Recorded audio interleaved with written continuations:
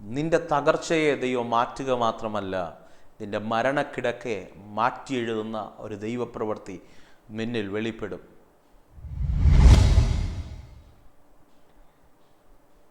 അതേ പ്രിയരെ, നിന്റെ മരണക്കിടക്കയെ പോലും മാറ്റി എഴുതുന്ന ഒരു വലിയ ദൈവപ്രവൃത്തി ഈ പകൽ നിന്റെ ജീവിതത്തിനകത്ത് വെളിപ്പെടും.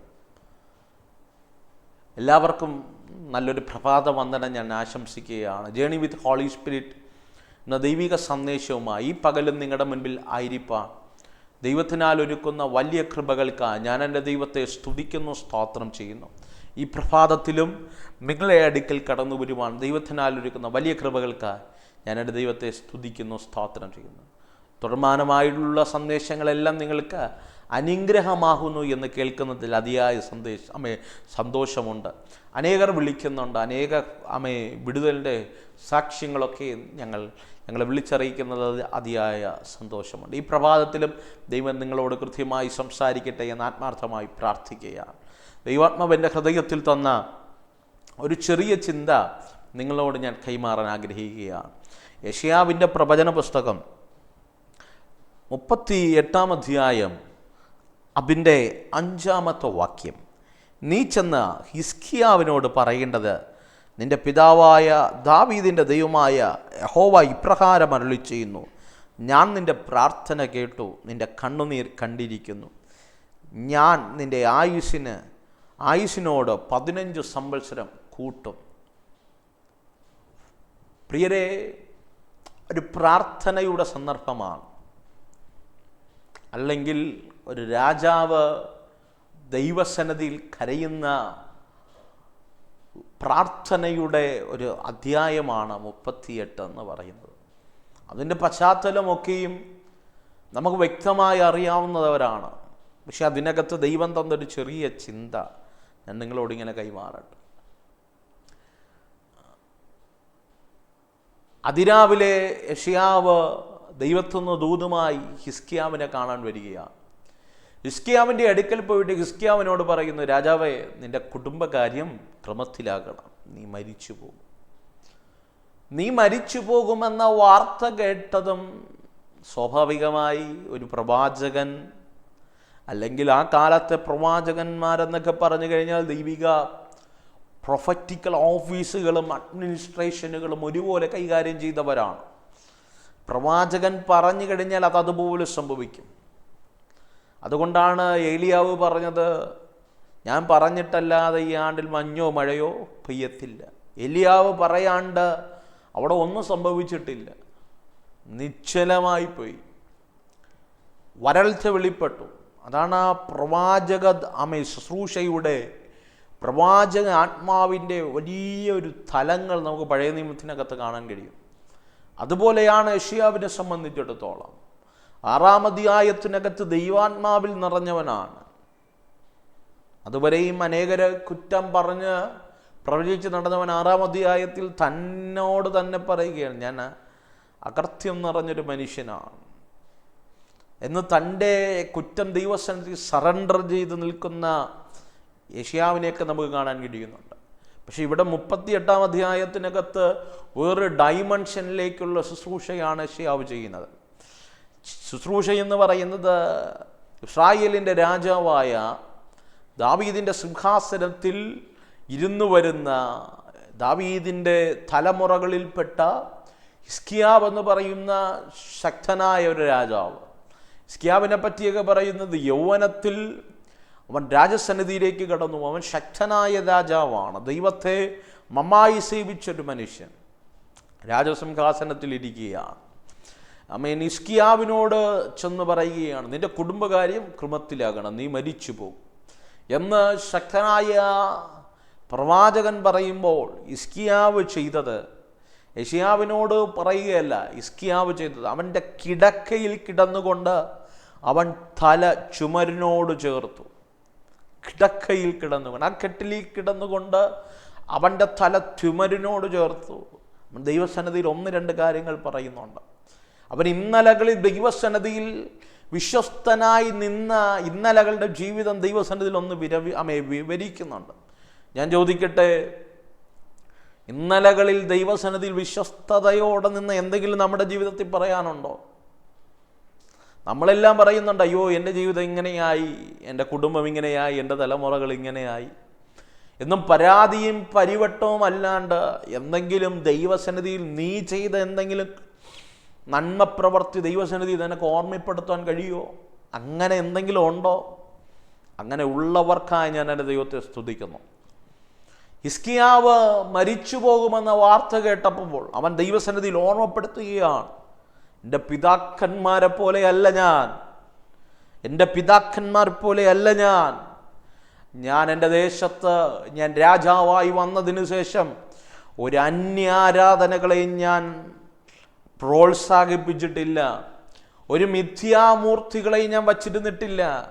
ഹിസ്കിയാവിൻ്റെ ചരിത്രമൊക്കെ പഠിച്ചു കഴിഞ്ഞാൽ കാണാൻ കഴിയുന്നുണ്ട്, ഹിസ്കിയാവ് രാജ്യഭരണം ഏറ്റെടുത്തപ്പോൾ ഹിസ്കിയാവ് ആദ്യം ചെയ്തത് ദേശത്തിലെ സകല മിഥ്യാമൂർത്തികളെയും അവൻ സംഹരിച്ചു കളഞ്ഞു, സകല അന്യദേവങ്ങളെയും ദേശത്തുനിന്ന് തുടച്ചു മാറ്റി. എന്ന് പറഞ്ഞാൽ അവൻ സത്യദൈവത്തെ ആരാധിക്കണമെന്ന് ജനത്തോട് ആഹ്വാനം ചെയ്ത ശക്തനായ ഒരു രാജാവ്.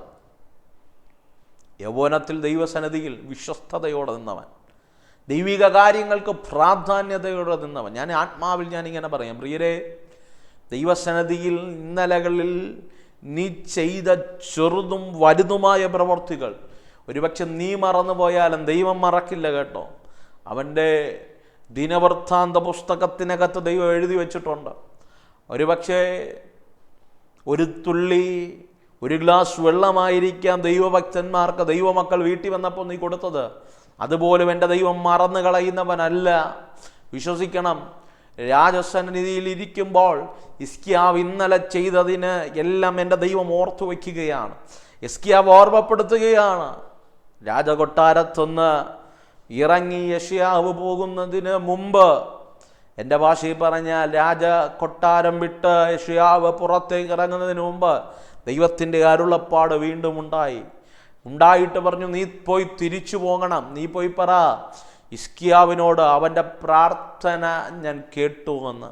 ഈ പകൽക്കാലം ദൈവാത്മാവ് നിങ്ങളോട് പറയുകയാണ്, ഏതൊക്കെ തകർച്ചയും ഏതൊക്കെ ഉടച്ചിലും ഇനി മരണമല്ലാതെ ദൈവദാസനെ ഒരു പോം വഴിയില്ല. ഈ രോഗം എന്നെ കൊണ്ടേ പോകത്തുള്ളൂ, ഈ രോഗം എൻ്റെ തലമുറയെ കൊണ്ടേ പോകത്തുള്ളൂ. ഞങ്ങൾ തകർന്നു പോകുമോ? ഞങ്ങളുടെ മിനിസ്ട്രി തകർന്നു പോകുമോ? ഞങ്ങളുടെ കുടുംബം തകർന്നു പോകുമോ? ഞങ്ങളുടെ ജീവിതം ഇങ്ങനെയൊക്കെ തീർന്നു പോകുമോ? ഞങ്ങൾ ഇങ്ങനെയൊക്കെ അവസാനിക്കാനാണോ ഞങ്ങളെ വിധിച്ചത്? ഞങ്ങളുടെ ജീവിതത്തിനകത്ത് ഇങ്ങനെയൊക്കെ ആണോ? 100 ചോദ്യങ്ങളുമായി ഏതൊക്കെ രോഗാവസ്ഥയിലിരുന്ന് ഏതൊക്കെ ശബ്ദം കേൾക്കുന്ന ആരോടൊക്കെയോ ദൈവാത്മാവ് ഇങ്ങനെ ഒരു ദൂത് കൈമാറുക, കുഞ്ഞേ, നിന്റെ കൂടെ ആരും കണ്ടെന്ന് വരത്തില്ല. ഒരുപക്ഷെ ഏതോ ആശുപത്രിയിൽ വരാന്തയിൽ ഇരുന്നായിരിക്കാം ഈ സന്ദേശം കേൾക്കുന്നത്, ഏതൊക്കെ ആശുപത്രി റൂമിനകത്തിരുന്നായിരിക്കാം ഈ സന്ദേശം കേൾക്കുന്നത്. അത് അല്ലെങ്കിൽ ഏതോ റൂമിനകത്ത് ഒറ്റപ്പെട്ട ഏതോ രോഗാവസ്ഥയിൽ ഇരുന്നായിരിക്കും സന്ദേശം കേൾക്കേണ്ടത്. ഈ പകൽക്കാലം ദൈവത്തോട് പറ, കർത്താവ്, ഇന്നലകളിൽ ഞാൻ ദൈവസന്നിധിയിൽ നിന്നത് നീ എന്നോടൊന്ന് ഓർക്കണമേ. എൻ്റെ ജീവിതത്തിനകത്ത് ഞാൻ നിനക്ക് വേണ്ടി നിന്നതൊന്ന് ഓർക്കണമേ.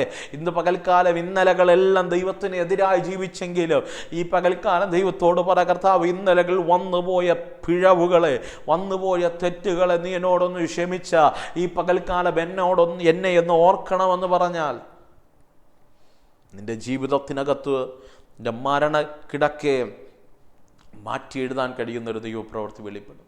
പ്രിയരെ, ഈ സന്ദേശം ഞാൻ കൈമാറുമ്പോൾ ആഴമേറിയൊരു രോഗസൗഖ്യം നിങ്ങളുടെ ജീവിതത്തിനകത്ത് വെളിപ്പെടുകയാണ്. ഈ സന്ദേശം ഞാൻ കൈമാറാൻ ദൈവസന്നിധിയിൽ ഇരിക്കുമ്പോൾ വ്യക്തമായ ബോധ്യത്തോടുകൂടെയാണ് ഞാൻ ഈ ദൂത് കൈമാറുന്നത്. ചില മരണക്കിടക്കകളെ ദൈവം എടുത്തു മാറ്റും. ലോകമിട്ട ചില ബൗണ്ടറികളെ ദൈവം പൊളിക്കും. ചില ആയുസ്സുകളെ ദൈവം ദീർഘമാക്കും. ദൈവമാണ് പ്രിയരെ ഹിസ്കിയാവിനോട് പറഞ്ഞ നീ മരിക്കുമെന്ന് പറഞ്ഞാൽ ദൈവത്തിൻ്റെ വാക്ക് പോലും അവൻ്റെ പ്രാർത്ഥന കൊണ്ട് മാറ്റാൻ കഴിഞ്ഞെങ്കിൽ ഈ പകൽക്കാലം ആത്മാവിൽ ഞാനൊരു ദൂത് കൈമാറാം. ദൈവം പറഞ്ഞതുപോലും ദൈവം ദീർഘമാക്കി തരുന്നവനാണ്. ദൈവത്തിൻ്റെ വാക്കിനെപ്പോലും ചലിപ്പിക്കാൻ ശക്തിയുള്ളതാണ് നിന്റെ പ്രാർത്ഥന. ദൈവത്തിൻ്റെ തീരുമാനത്തെ പോലും ചലിപ്പിക്കാൻ ശക്തിയുള്ളതാണ് നിന്റെ മടങ്ങി വരവും പ്രാർത്ഥനയും. ജോനോവോയി പറയുകയാണ്, നിനവെ നശിപ്പിക്കും, നിനവെ ഉന്മൂലനാശം സംഭവിക്കും.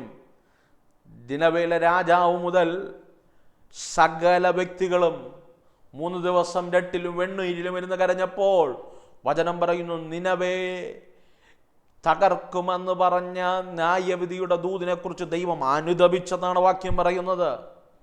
ഈ പകൽക്കാലം നിന്റെ ജീവിതത്തിനകത്തൊരു അനുതാപമുണ്ടായാൽ, നിന്റെ ജീവിതത്തിനകത്തൊരു മടങ്ങി വരവുണ്ടായാൽ, പണ്ടൊക്കെ ദൈവദാസന്മാർ പറയുന്ന ഒരു പദങ്ങൾ ഞാൻ ശ്രദ്ധിച്ചിട്ടുണ്ട്, എൻ്റെ കുഞ്ഞുനാളിലൊക്കെ കേട്ടിട്ടുണ്ട്. ഇന്നൊക്കെ പെന്തക്കോസ്ത് സഭകൾക്കകത്തൊക്കെ അത് അന്യം വന്നുപോയി. പണ്ടൊക്കെ ഒരു വ്യക്തി രോഗിയായി വന്നു കഴിഞ്ഞാൽ ഇന്ന ഡോക്ടറുണ്ട്, നല്ലതാ, നല്ല മരുന്ന് എന്നല്ല ദൈവദാസന്മാർ പറയുന്നത്.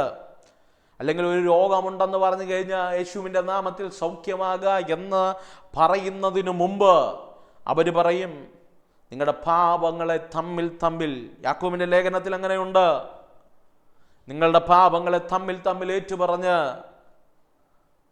സഭയിലെ മൂപ്പനെ വിളിച്ച് എണ്ണ പൂശി പ്രാർത്ഥിപ്പീൻ, അപ്പോൾ ദീനക്കാരനൊരു സൗഖ്യം വരും എന്ന് പറഞ്ഞാൽ പാപം കൊണ്ട് വെളിപ്പെടുന്ന ചില രോഗങ്ങളുണ്ട്, പാപത്താൽ വെളിപ്പെടുന്ന ചില മരണത്തിൻ്റെ കെട്ടുകളുണ്ട്.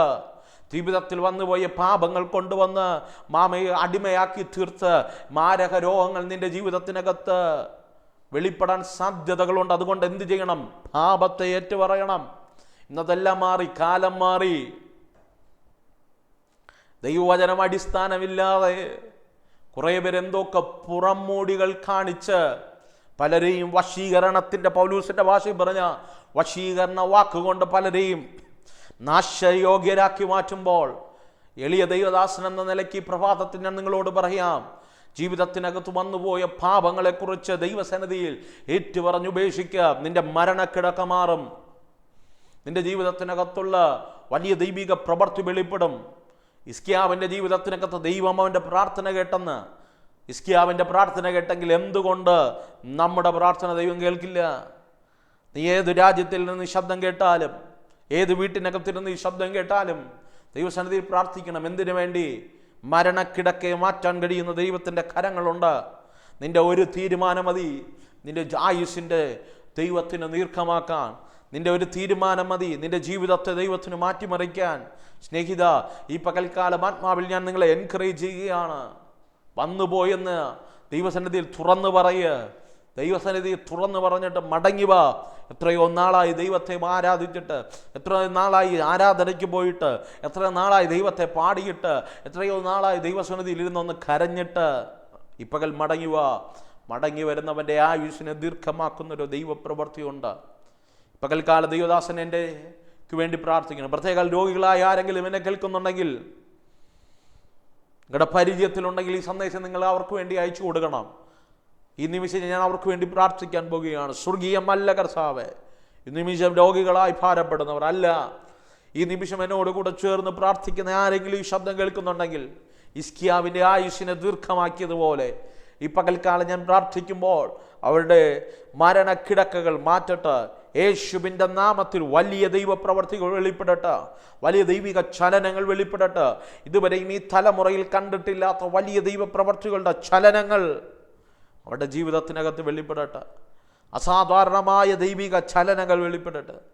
In the name of Jesus ഞാൻ അങ്ങനെ കൽപ്പിക്കുകയാണ്. യേശുവിൻ്റെ നാമത്തിൽ യഹോവ റാഫ സൗഖ്യദായകനായി വെളിപ്പെടട്ടെ. ഗിലെയാദിൽ ഞങ്ങൾക്കൊരു വൈദ്യനുണ്ടെന്നറിയാം. ഞങ്ങളെ സൗഖ്യമാക്കാനുള്ള തൈലം അവൻ്റെ പക്കലുണ്ടെന്നറിയാം. യേശുവിൻ്റെ നാമത്തിൽ ഈ നിമിഷം ഞാൻ പ്രാർത്ഥിക്കുമ്പോൾ, ഈ നിമിഷം എൻ്റെ കൂടെ ചേർന്ന് ദൈവസന്നിധി സമർപ്പിച്ച് പാപങ്ങളെ ഏറ്റുപറഞ്ഞ് ദൈവസന്നിധി നിരന്ന് പ്രാർത്ഥിക്കുന്ന വ്യക്തികളുടെ ജീവിതത്തിനകത്ത് രോഗസൗഖ്യങ്ങൾ വെളിപ്പെടട്ടെ. അനേക സാക്ഷ്യങ്ങൾ ഞങ്ങൾ വിളിച്ചറിയുന്നുണ്ട്. ഞാൻ ആത്മാവിൽ അങ്ങനെ ബ്ലസ് ചെയ്ത് പ്രാർത്ഥിക്കുക. ദൈവിക നീതി വെളിപ്പെടും. ഈ ജനത്തെ ഞാൻ അങ്ങനെ ബ്ലസ് ചെയ്യുന്നപ്പ യേശുവിൻ നാമത്തിനെ. ആമേൻ, ആമേൻ, ആമേൻ. പ്രിയരെ, വിശ്വസിക്കുക, മരണക്കിടക്കെ മാറ്റി എഴുതാൻ കഴിയുന്ന ഒരു ദൈവത്തിൻ്റെ ചലനമുണ്ട്. ഈ തലമുറയിൽ ദൈവസന്നിധിയിൽ പ്രാർത്ഥിക്കുക. പാപങ്ങളെ ഏറ്റുപറഞ്ഞ് പ്രാർത്ഥിക്കുക. നിന്റെ രോഗത്തെ ദൈവം ഈ പകൽ സൗഖ്യമാക്കും. നിങ്ങൾക്ക് ഈ സന്ദേശം അനുഗ്രഹമായെങ്കിൽ മറ്റുള്ളവർക്കും കൂടെ ഷെയർ ചെയ്ത് കൊടുക്കുക. പ്രത്യേക ഏതെങ്കിലും രോഗികൾ നിങ്ങളുടെ കൂടാരങ്ങൾ നിങ്ങളുടെ പരിചയത്തിലുണ്ടെങ്കിൽ ഈ സന്ദേശം അയച്ചു കൊടുക്കുക. അവരെ ദൈവം ഈ പകൽക്കാലം വിടുവിക്കും. അവരുടെ ഒരു മടങ്ങി വരവൻ ഈ സന്ദേശം ഒരു കാരണമായി മാറും. നിങ്ങൾക്കൊരു വാക്ക് പ്രാർത്ഥന ആവശ്യമുണ്ടെങ്കിൽ തീർച്ചയായും ഞങ്ങളെ കോൺടാക്ട് ചെയ്യുക. ഞങ്ങൾ നിങ്ങൾക്ക് വേണ്ടി പ്രാർത്ഥിക്കാൻ റെഡിയാണ്. എല്ലാ പ്രഭാതത്തിലും ഇതുപോലെ സന്ദേശം നിങ്ങൾക്ക് ലഭിക്കണമെങ്കിൽ നിങ്ങളുടെ ചാനൽ സബ്സ്ക്രൈബ് ചെയ്യുക. God bless you. Let us start our journey with Holy Spirit. Amen. Amen. Amen.